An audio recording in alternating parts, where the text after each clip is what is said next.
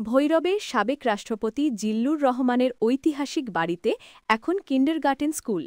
জামাল আহমেদ, ভৈরব, কিশোরগঞ্জ প্রতিনিধির তথ্যচিত্রে বিস্তারিত।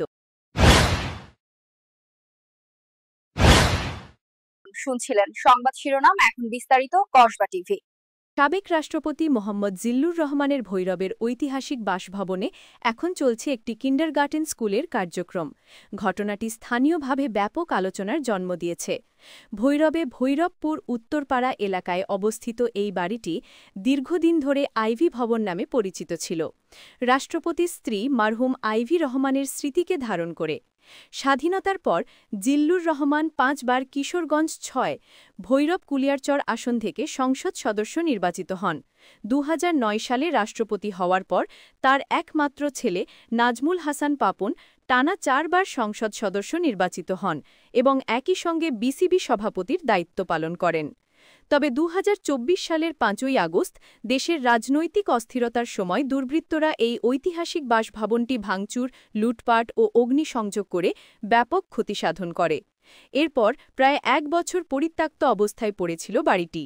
সম্প্রতি এলাকাবাসীর চোখে পড়ে বাড়িটিতে চলছে সানফ্লাওয়ার কিন্ডারগার্টেন স্কুলের কার্যক্রম। সরেজমিনে গিয়ে দেখা যায় নিচতলায় ক্লাস চলছে, শিশুরা পড়াশোনা করছে, আর বাসার গেটে নতুন সাইনবোর্ড ঝুলছে। জানা গেছে এই শিক্ষা প্রতিষ্ঠানটি স্থানীয় প্রবীণ শিক্ষক অধ্যাপক আব্দুল বাসেতের মালিকানায় পরিচালিত হচ্ছে। তার পার্টনার হিসেবে রয়েছেন জিল্লুর রহমানের আত্মীয় নঈম মোল্লা, যিনি মারহুম তারা মিয়ার ছেলে। বাড়িটির নিচতলা ভাড়া নেওয়া হয়েছে স্কুল পরিচালনার জন্য, যদিও দোতলাটি এখনও খালি। স্কুলের দায়িত্বে থাকা আলমগীর আলম কোনো মন্তব্য দিতে অস্বীকৃতি জানান। পার্টনার নঈম মোল্লা জানান তিনি বর্তমানে ভৈরবের বাইরে আছেন, ফিরে এসে বিস্তারিত বলবেন।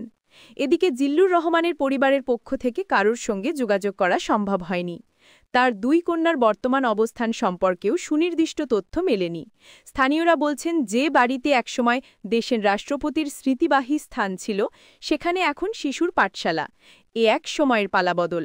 ফারজানা রশিদ ঢালি, হৃদয়ের কসবা টিভি। কসবা টিভির সাথে থাকুন, কেটিভিকে লাইক, শেয়ার, কমেন্ট করুন। শুনছিলেন বিস্তারিত। কসবা টিভি।